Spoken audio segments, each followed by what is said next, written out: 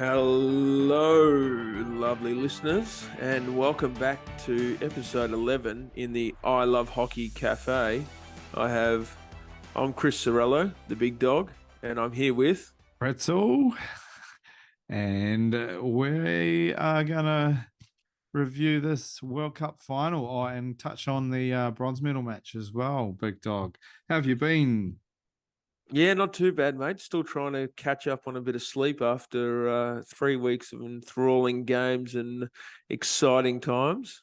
Yeah, and it didn't disappoint in the last two matches either. No, they were pretty end to end. They were pretty exciting games, and got the crowd and I think everyone at home on the edge of their seats. Yeah. Yeah, should we go into the bronze medal match really quickly? We obviously had Yes. Australia versus Netherlands. Yeah. Do you look at who predicted what? I don't know if you. Oh, look, I think we were saying it was either going to be tight, or it was one of Yeah. these matches that would sort of open up and blow out. And I think we started to see that happen. Not about partway through that first quarter, Mm. and it was yeah. I was hoping Australia were going to win, but I think you said Netherlands might be too strong, and You were going to say you put a bit of something over the top of them. You were going to say, but no. No, Australia scored first. Really yeah, good run and drive and able to score. Um, and then came the open in the midfield. And I think we spoke about that openness and the ability to run and attack with speed.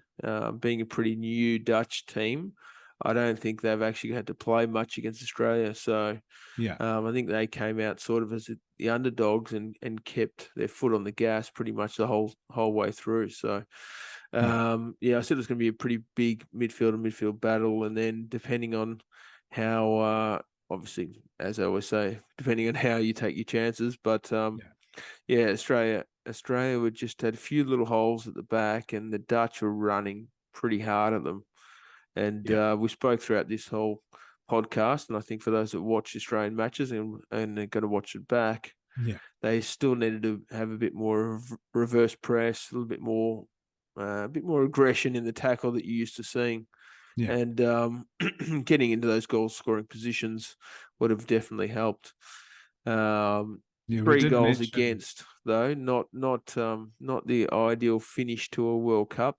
No, no, not at all. I mean, like you just mentioned and touched on, we did talk about having those holes, and it was going to be something that was either going to bring this game quite tight or it was going to open up those opportunities through that midfield and the dominance I think it was just that sheer speed that they came at through that midfield and it just allowed them to, create those opportunities in that top 25. Yeah, definitely. Well, when you're playing a bit of zonal against a team like the Dutch, you need to work forward and back as a whole team. Yeah. Once you're in tackles, and for a lot of people watching, you would have seen a lot of zonal, but you have zonal in different aspects or different spacings on the field depending on where the ball is. Yeah. So once the ball gets into your defensive 25, you want to be marking pretty tight Yeah. and stepping out and actually making those tackles. So the Dutch did it pretty well, and they run and they circulate the ball really well. Yeah. And so you see them run the baseline a lot and create some opportunities. And this team actually tackled quite well as a whole team. Yeah. So they'd run with, and then they were stealing balls from behind. And if you saw the third goal of them, it was Australia still in the game, run back and stayed patient in the attacking circle, left hand down as Tim Howard went to pass it through, Yeah. hits a Dutch stick on a nice flat tackle, falls for the rebound and a shot and goal. Yeah. So, Yeah. that's a lot different than previously. You'd see someone rush in and give a free hit away. Yeah. So, nevertheless, 3-1. Australia won't be too happy. I think I had a good conversation with Terry Walsh, Yeah. and our aim is to get him into the cafe as well. Yeah. So he looked at, I think, the first two World Cups out of the 15, we didn't participate. Yeah. We've won 3 gold medals, so that takes us to 9. Yeah. And we've won 1 silver, takes us to 8. I think Yeah. it's 7 or 8 bronze medals. So Yeah. we've only not medaled once Yeah. apart from this World Cup. Yeah. What are your thoughts on that, Pretz? Yeah, look, I think there's also a massive learning opportunity there as well. To you look at these teams that you look at the way Germany they just bolted home. There's something definitely to learn out of that. Yeah, obviously having the number one rank coming into the tournament puts a certain level of expectation there. But then you also have that target on your back to be knocked off, right? So, yeah, look, whilst you're not medaling is disappointing, I mean, you're still in that top four. And yeah, I think if you make a few adjustments that we're talking about that were there, but they weren't quite closed coming into the final end of the tournament, if you start addressing those, I think you'll find you'll be back on that podium. And you at the other end when you've got the corner and you've got you've got one of the best flickers at the tournament putting them away. There was a number at the tournament, but yeah, I think it's being able to keep it tight at the other end and making the most at the top end as well. Yeah. So obviously, like you said, coming in at number one. However, after post tournament, finishing at number 4 in the world rankings.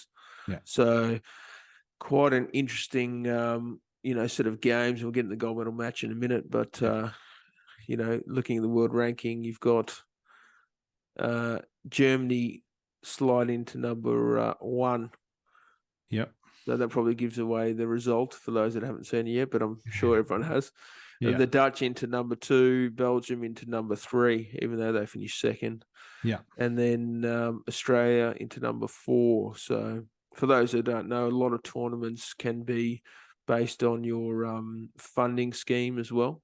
Yeah. So for Australia, I hope that's not their funding tournament, because you have to medal to effectively get some funding. So yeah. So for those guys, I hope that that sorts itself out. But nevertheless, you had the opportunities. They had the team to do it. It's like anything though. When it comes to competition, if you're better on the day and you can't cruise, you need that. We talk about in your team.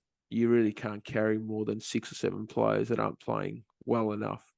Yeah. And so you need that 11 or 12 players to sort of to hit their benchmarks or 80%, and then see who steps up and plays that sort of 90 to 100% game to balance out the other ones, and of course that's across both teams. Yeah. So you look at that and then go, well, the Dutch I think played with a little less fear. Yeah. And it's just end up taking their chances, and yeah. Yeah, no, that's right. I mean, you talk about that the world rankings post the World Cup, and there has been a shuffle all over the place in that top 16. Obviously India going out meant that they've dropped a fair bit. New Zealand, vice versa, were around about 11 and jumped into a 7th finish again. There's I can't. I have to go back to the stats and look how many times I've actually finished in 7th. And then like you said, even in that top, Malaysia's obviously jumped into 13, and there's South Africa's up at 11. There's a fair bit of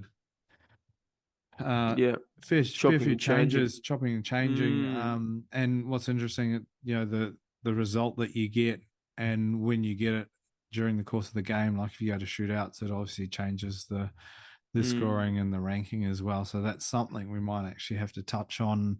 Maybe even see if we can get someone from FIH to go through and explain how that actually works, because it is quite important. No, definitely. People to understand. I think for those that don't know, it's gone to the same sort of system as what the tennis is. So there's points depending on the position, the team you play. So if you're a high-ranked team, you got a greater chance of losing more points. And if you're a lower-ranked team, you got a greater chance of winning more points. So there's a fair bit of planning that I think needs to go into it to make sure that you do get points and win and stay in and amongst those positions, because if you're playing against lower ranked teams and they start beating you, you're at greater risk of dropping down the tally. So yeah, no, it'd be good to get someone from FIH and get some understanding on what they think about the new process and see where that's going. Yep. And so, what were your final thoughts on that bronze medal match? Oh, I think closing out a game. I think, like we said, for Australia kept making chances, but also one or two little incidences where people weren't focused cost Australia a little bit. So yeah, we really just got to look at playing that full 60 minutes and finishing. I think is obviously a big focus, and working on the PC rebounds. I think defensively with Tim Brand running was, he's a very good runner. Yeah. So that made big difference for Australia.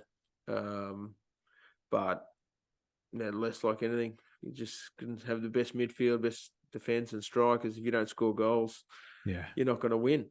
So like I said, the Dutch had pretty good ball handling and good carrying, and I think they'll be pretty happy with a young team to be winning a bronze medal.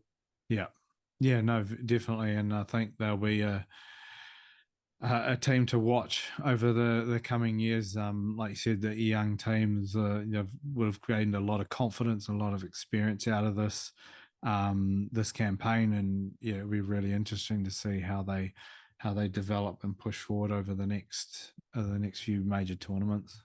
Yeah, well, for those knowing, it's only 18 months in the Olympics this year. Yeah. So this is a big challenge for, I say, a fair few people, fair few teams, as well as players in those teams. Yeah. And you've got Olympic qualifiers coming up all over the world and around the world. Yeah. So that'll be later on in the year, 2023.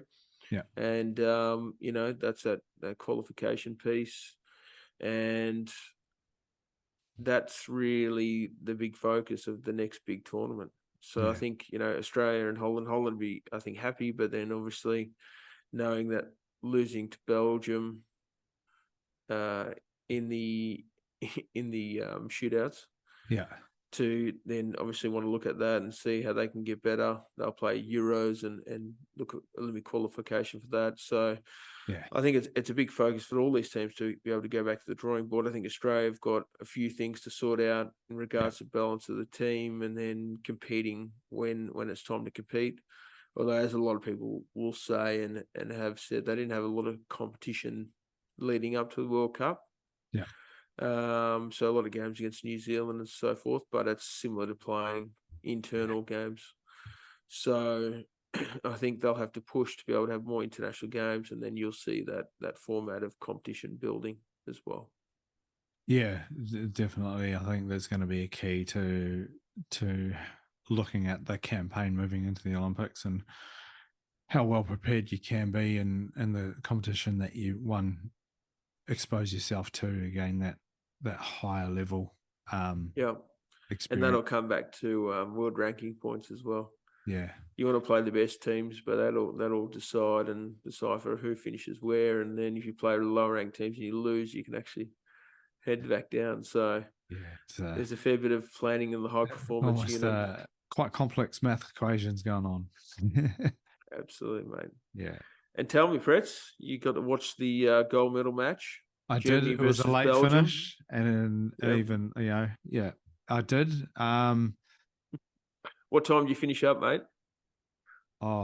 Early hours of the morning, I think. By the time I caught the awards for the various players of the tournament, yeah, I think it was close to 2:30 or 3 in the morning by the time I managed to actually put my head on the pillow. Yeah. Yeah, what a game. Germany and Belgium, we talked about, there being an arm wrestle for a part of it. Belgium came out strong. Bang. Yeah. Banged a few good goals early, 2-0. Is that right? 2 goals in the space of a couple of minutes, 9th minute and 10th minute. it was really interesting to see Germany just still keep their composure and their cool and their, you know, Mm. what they're doing, obviously, and then just work away at it. You know, it was a massive arm wrestle after that for, Mm. you know, the what good couple of quarters.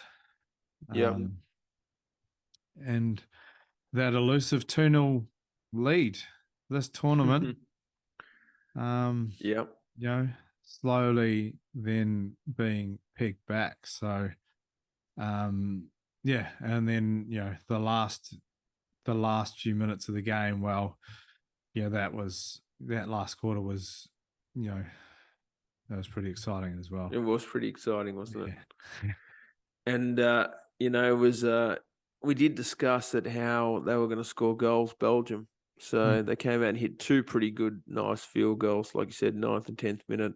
yeah, That was Van Abel's goal on a missed trap, come in, pick it up and smoke it into the roof was pretty nice. yeah, And then cosigns we spoke about, that position of getting down low on the second post, ball across the face, hit his thumb, went in, and that was an interesting moment of the game as well, wasn't it? When they lost their referral, yeah. Germany. So early on, you know, but And he again, started, yeah, I yeah, think there was one.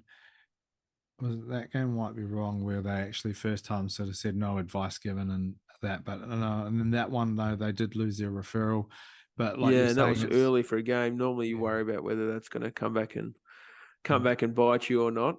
yeah, And luckily enough, it didn't. yeah, But yeah, so 2-0 at quarter time, yeah.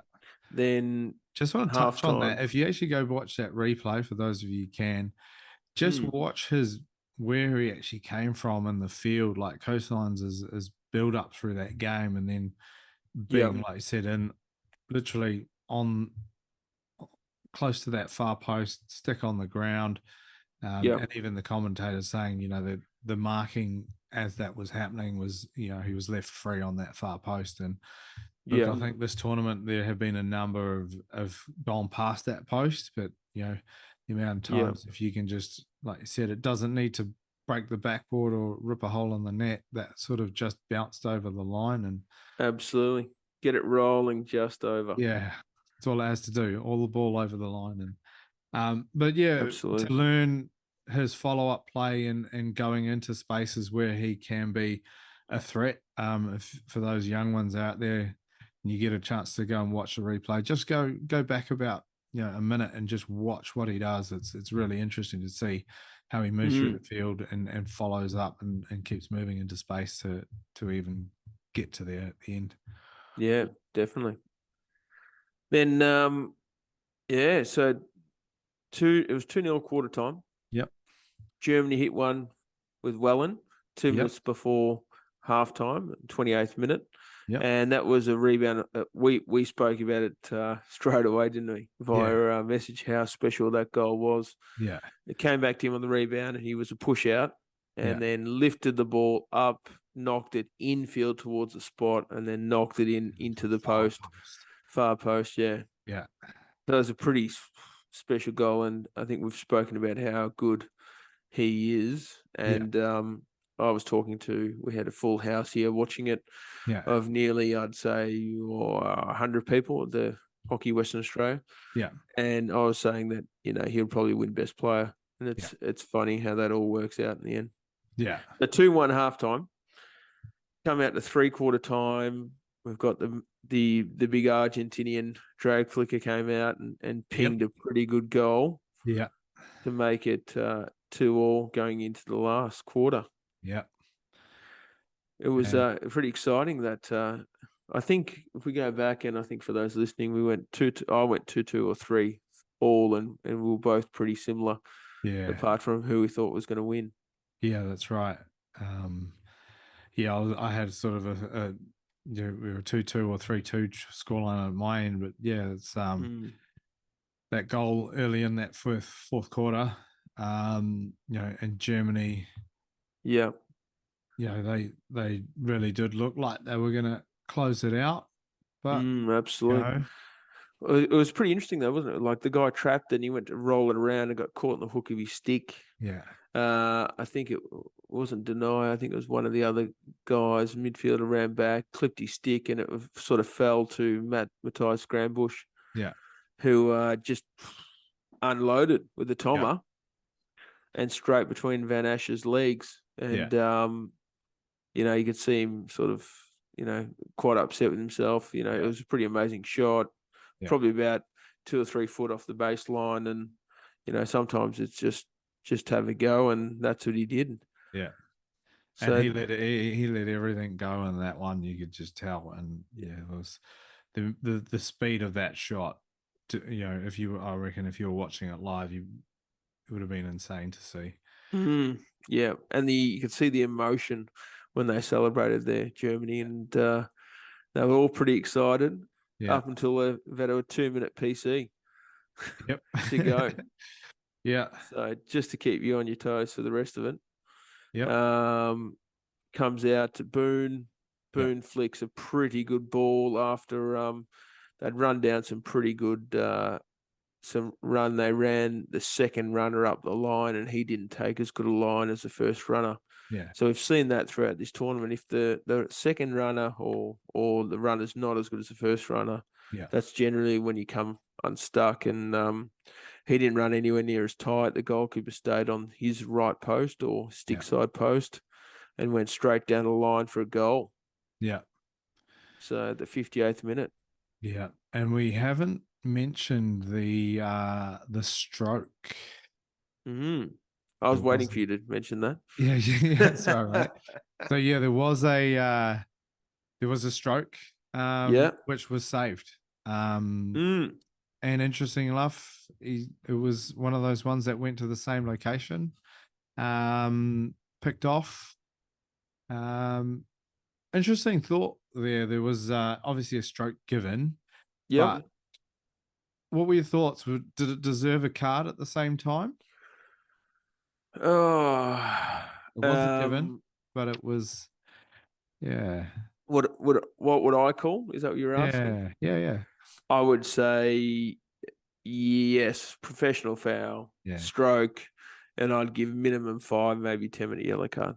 Yeah, so it was quite interesting because that was brought up in the commentary as well, because it was obviously a professional looking foul, which awarded a penalty stroke. But that sort of infringement in the circle there was no, other than the stroke, there wasn't really a penalty. But when you go back, you can almost see him realize what he'd done. Yeah, definitely. Well, he'd missed it with his stick was up in the air, and he just slid across with his foot flat. So interesting, because so it's interesting if you touch another player, let's say German stood there, he went to get up, German guy fell over after the slide, it's a 10-minute yellow card. So the thing is, you don't score that stroke. And well, did he save it? It is stick. Pretty good save. Pretty good save. It was up top. Very good stick save onto the post and out. Yeah.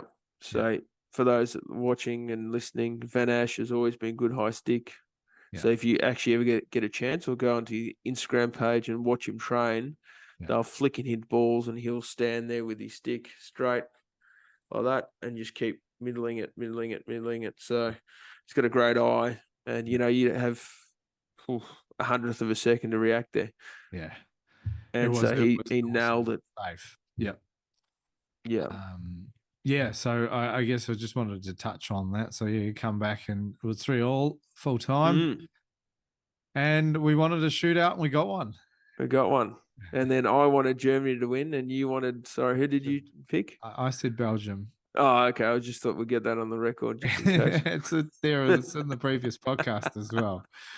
That's it. No but hiding, I think you did say, look, their process and their procedure and what they do in this phase of the game when it comes to it is world class, and they showed that. And we did say it would go deep. I thought it would go a little deeper, but there's they obviously it's credit to them and their processes and the way they train for this. Definitely. Well, it's Sure. interesting, like Nicholas Wellen, which we spoke about, Yeah. and they kept bringing it up in the commentaries. He's had 11 shootouts, got 11 goals. Yeah. So for those young people watching and coaches, really have a look and see what he does and how he carries the ball. I know because I used to train the guys similar in India how to do it. Yeah. But it's that calmness, it's a finishing the skill, and you want to be that person to be able to be relied upon. Yeah, that's right. So there's some pretty good saves in there. We had there was a couple of interesting ones. So Marco Milkout and also Grambush, which took for Germany, number 3 and number 5, just didn't look comfortable on the ball. And they just didn't look like they were actually going to 100% complete. Yeah. And then you're looking at the other side, the Slova when tried to turn, missed, and Vegnez tried to turn on the backhand side and make a slide stick. Good save. And then when you go into Keno in the 5th one, who he had to score, otherwise they were going to win, went between his legs, and it was sort of a roll through. So there were a couple that were, that wasn't far off being closed out, that one. Absolutely. Yeah. But I like it. We go, when you talk about going deep, 5-4, but you've had 7 shootouts each, so 14 total. Wellen stepped up, hit a good one. Van Abel, he's got pretty good hands. It's good spin over the stick. Prince finished nice one, but then when you look at the actual, if you go into some of the stats and you look at the way they've gone, so Wellen went first. Yeah. He scored, he was comfortable, stepped up the pressure situation. I think that's what I love most about these type of games and finals and playing gold medal matches. Yeah. And Wellen stepped up again, happy, finished, bang, scored. Yeah. You then skipped the next 2 German players into the guy that went 4th. Yeah. So there's only 1 away from, 2 away to prior to him doing one. So you had Grambush and then again Wellen go. So, you then face up and it becomes this almost mind game to decide what you're going to do and how you're going to do it. Yeah. And Prinz was nearly saved, bottom stick on that spin. He did exactly the same move. Yeah. And Van Ash nearly got him, but just missed him. So these are the things you need to look at. And you've got Cosigns also went 4th, and Van Abel went 1st. So you can see that those couple in between, that becomes a question to see how confident you are. Yeah, that's right. Are you confident in your skill? Are you confident in executing? Yeah. You've done all your shootout training, or hopefully you have. Yeah. How ready are you to take the challenge on? And I see there's 4 or 5 people there that you can change the order. Yeah. But do you really want to take it? Are you ready to perform under pressure? Step up and definitely. Yeah. So 5-4, mate. The game had a lot of interesting things, like you said, a safe stroke, corner goals, field goals, couple of cards in there. Couple of cards, some really good movement of the ball, some good hard tackling, and some pretty amazing saves from both goalkeepers too. Yeah, and then obviously late in the piece, Belgium throwing everything at it and coming up with the equaliser in the last 2 minutes. So yeah, absolutely. Well, they did. There was that pressure, like you said, throwing everything. They'd had 3 PCs on repeats leading into that goal. So you're right. You talk about momentum. So I don't know. That's almost unfamiliar territory for Germany to be leading, I think, across that whole tournament. Yeah, they would have been the ones in the other. Well, the last few games, they were the ones in that other position, and they only needed 20 seconds. Yeah.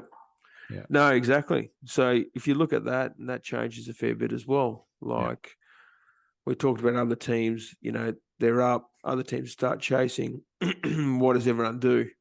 Where are those players to step up and play? And I think there was in Germany there, but they did rush their basic skills that we hadn't seen, I think, through most of the tournament.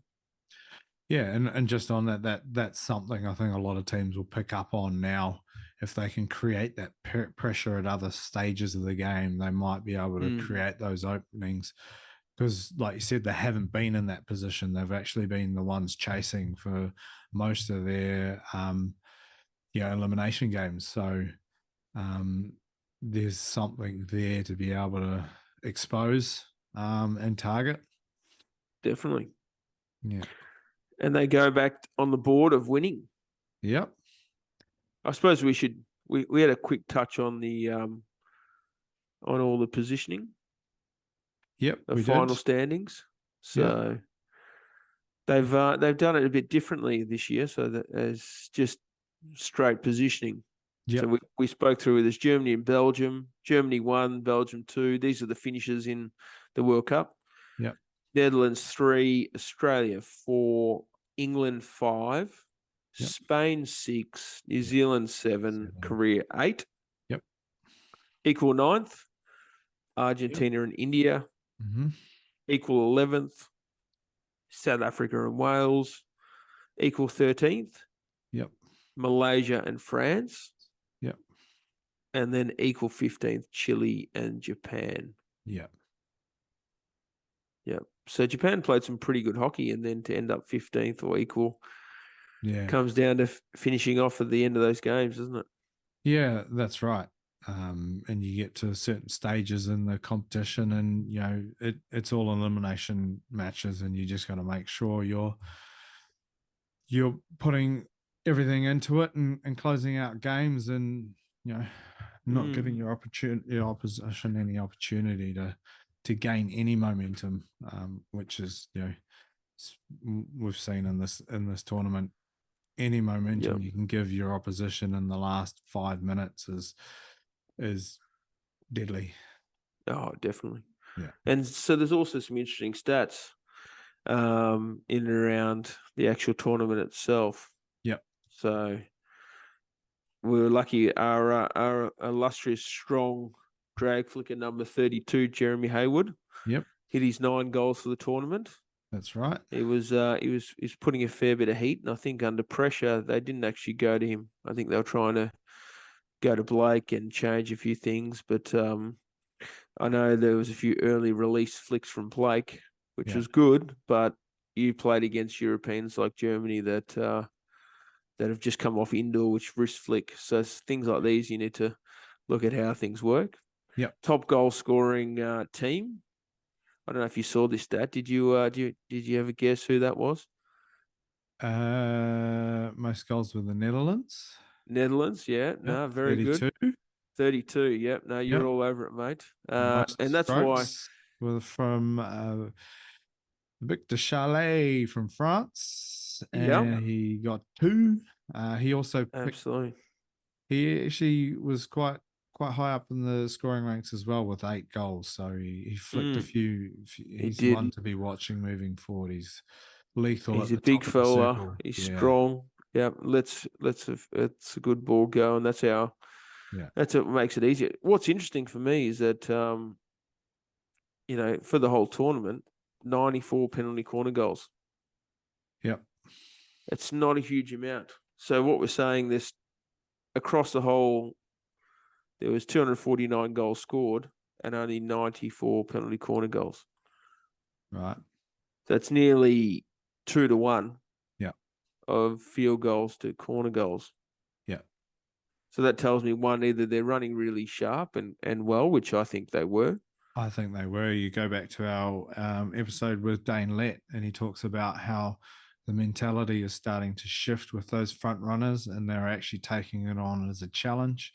And they're running the line. They're running that hot line and really actually making it a contest and making it very difficult for the guys at the top to get their shots away. Definitely. Yeah. And you could see, I suppose, for me, the most creative was Korea. Yeah. And you looked at, if you can go back, I think it was a 5-5 draw when I think they beat Argentina, or even a few of their other matches. The way they could shift the ball and play some different passing range. And Germany also did it. Yeah. When when they were able to shift the ball from the left cast or left battery to the right battery for someone to trap, drag, and flick, Yeah. which Welland ended up scoring off the rebound. So that was there's a bit of creativity to try to beat those first runners. Yeah, and I think that's going to be interesting moving forward and seeing how teams come up with, being able to shift that defense early to give someone else more space and time to finish. And it'll be interesting for us to actually go back and look at how many goals were actually picked up either off rebounds or within that sort of 5 yard or 5 meter circle in front of the goal. And it's not these screaming Thomas or ones that are going into the roof. It's actually being able to, like we talked about, being low, being agile, and being able to pick up the ball and quickly just get it going at the net. It doesn't have to have a lot of power, but just quickly moving the ball towards the goal in that space is seen a few teams pick up quite a number of goals in that space. Yeah, definitely. Well, it's interesting because it's a quite still high goal scoring. Yeah. So, looking at 44 games, the average goals per game is 5.6 goals. So that's still quite a few goals to keep the crowd exciting. Yeah. So, and then of that there was only average of say just over 2 goals from corners. Yeah. So when you're playing a team each, that's only say a goal each, which is not a huge amount compared to what it has been in previous World Cups. Yeah, I think you'll see a number of teams going back to the drawing board and looking at how many times they were looking to use their flicker with a direct shot as to bring up some variations and work out whether they're actually moving the defense or, how many times they're actually hitting that front runner. And like you said, Korea did it very well. Germany's did it as well. Just being able to recognize if a team is running it very well, then you're like, okay, well, we need to look at our other options and shift this defense and give someone else time and space on the ball. To be able to convert those opportunities. Yeah, definitely. Yeah. So it'll be interesting to see all the creativity coming out over the next few tournaments. I think there's going to be a fair few interesting variations we might see. Yeah, so for me, I'd rather see no variation, just better flicking. So I think for most of those flickers, the ability to change what you can do, and I think it's like anything. Once you go to the video and you come to the big leagues, people have watched you. So it's all right when you first come on and people don't know what you're doing, and once they work it out after a tournament or two, or even midway through a tournament, how do you then change something to make sure that you get an outcome? So I did maybe a put little you bit of on work. on a left layoff on a left battery, Chris. You give yourself a bit more time and you can just go where you want then. Yeah, absolutely. Well, you saw a few little changes like the old bunt Yeah. or little knock inside to open up the angle to flick at the postie. Yeah. So Korea did that. Korea then pulled it back in to flick bottom stick and scored there. Yeah. So there are a few different little changes, but I think from a drag flicking perspective, you got to be able to do more than one or two things. Yeah. So I think the creativity is okay. Can I do that? Now, when I was coaching India, you'd flick one or two specific things, knowing that the variation. So you'd have a plan based on who was running and whatever else to then have it. If this works or we do this, so then we can do that. And this, via us doing this, we know that we've opened up that hole for us to play that when it's important. Yeah, cool. So very, very I know Australia scored 12 corners, and they were the highest goal scoring penalty corner team. Yeah. Equal with the Netherlands. Yeah. But it's not a lot of goals across 6 games. Yeah. Is that right? If my numbers are correct? Yeah. 6 games? Yeah. Yeah. So that sort of rounded out the tournament.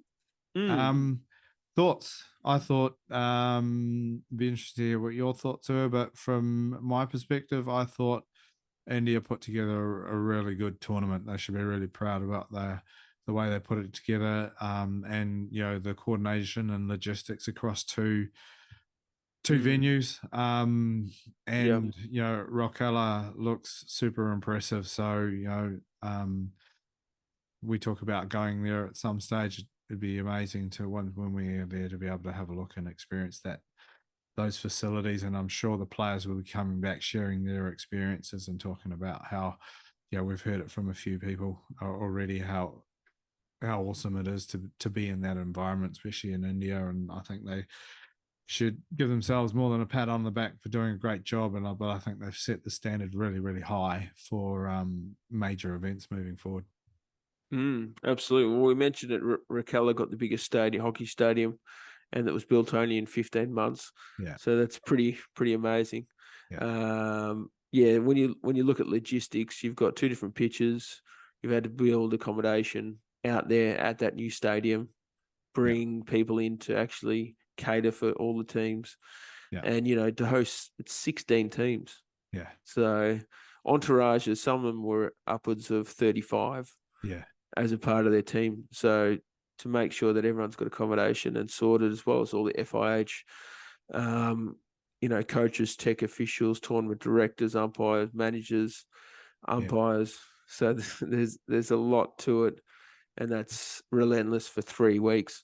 So yeah, normally it's a lot shorter World Cups, but yeah, India, have made it a huge spectacle, and well done to them.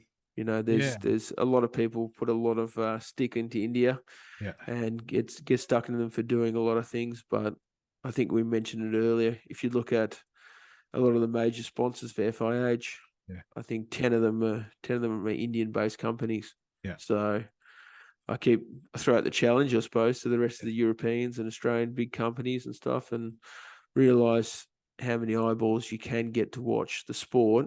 yeah, And, if the Indian companies are seeing how important it is just for their eyeballs in India, I think yeah. there's enough there to maybe throw a bit of money into FIH or I Love Hockey. Yeah. Well, we talk about we talk about wanting to create a couple of tours and trips, which we're working on percolating in the background along with coffee. But for those business owners out there, there is exposure, there is opportunities to do business internationally, and this is one way to be seen and support a game that you love as well when you're doing it. Like you said, there was the hockey on the field, but we also forget that they're running like uh, coaching camps and training and Mm-hmm. accreditations in the background. So there wasn't just the players running around on the field that they were doing the logistics for in the back end, and there was a number of things on LinkedIn you can actually highlight and follow in that space. So, yeah, no, massive congrats to India in terms of what they put together, and looking forward to seeing how they improve that in their upcoming Pro League comp. Yeah, definitely. Well, I think it's going to be important now, just for that competitive advantage of all the sort of top 8 teams playing pro league, and Australia back in there to get some good top level competition. Yeah, So it's exciting times around with some more hockey coming out pretty quickly. yeah, Um, on the WA front here, we've got Malaysia coming out, the women's team and so forth. We've got the Chinese women's yeah, looking to come out for Pro League, and we'll see how that then follows on to them staying out in Australia. And then there's many things happening, so it's very exciting for the yeah, opportunities, and just keep growing hockey as a game as we love. yeah. Hence, I love hockey, I love hockey. and and just a big shout out to all those people that participate in the World Cup. It's a great experience to be a part of. There's so Yep, many people in your own home countries that would love to be there. So yep. wear it with pride, and if you won a medal, it just makes that bit and piece of that a little bit sweeter, doesn't it? Yeah, and then on that note, there's some new guys coming in, making a name for themselves, and then Mm, there's some old hands, or we say old hands, but some guys that have had a lot of experience, ready to sort of put the shoes away for and maybe take up another role in hockey. So, congrats again to playing at the highest level for as long as you have, and hopefully we see your faces around some of the mentoring for the new talent emerging. definitely. I think it's really important to keep passing on that knowledge, Yeah, that experience that you only really get when you get to that level. I've dealt with a lot of coaches and run quite a few coaching conferences, and one of the ones we did during lockdown in India was with 400 coaches. So there's some of the stuff there you look at, and what you expect is common sense, or you do without even thinking, yeah, automated in your brain. A lot of people don't even consider. no, So that's keep right. They're passing not. that knowledge on, keep developing them. Yeah, And I spent a session with a girl yesterday that had an injury and hurt her back, and yeah, I promised her mother I'd do it, and then it kept getting put off and off and off, and yeah, she finally found me and nailed me yeah, down. And yeah, I was talking about the ability to deliver and how people pass, yeah, and some of the little secrets that helped me become one of the best passers in the world. yeah, That's not self-proclaimed. That's from Rick Charlesworth, which I nearly fell over yeah. when I heard that. And But and Jamie's mentioned that a few times in several interviews as well.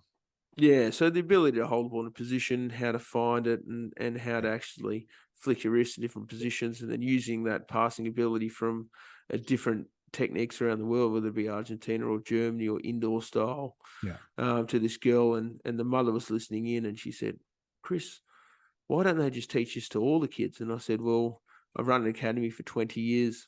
yeah, Um, I've played around the world, been to 50 countries around the world, played in Holland and won the European Hockey League, and played in the Indian Hockey League, and we won that, and played the Victorian League, won that, won the West Australian League.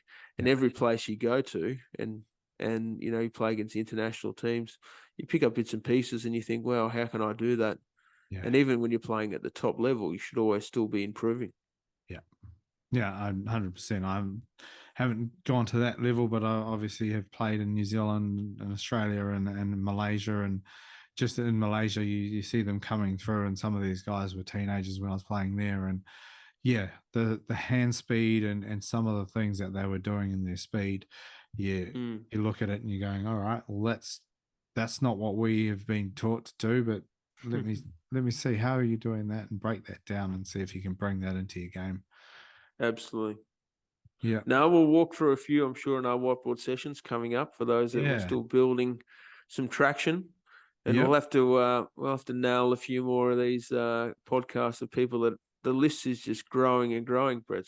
Yeah. No, well, like you said, we want to extract some of that wisdom that's floating around, bring it to Mm, light. And like that mother said, why don't they teach it? Well, we'll bring it to light and share it about. And, we do have some fun and exciting ideas we want to work on, like our whiteboard sessions and some membership areas where we can go a bit deeper and share some of this knowledge that some people aren't aware of, some people aren't coaching, and help you with your game wherever you're at, whether you're just coming into it or you're at that top level looking for those 0.5% or 1%ers. So we're excited about what's coming up.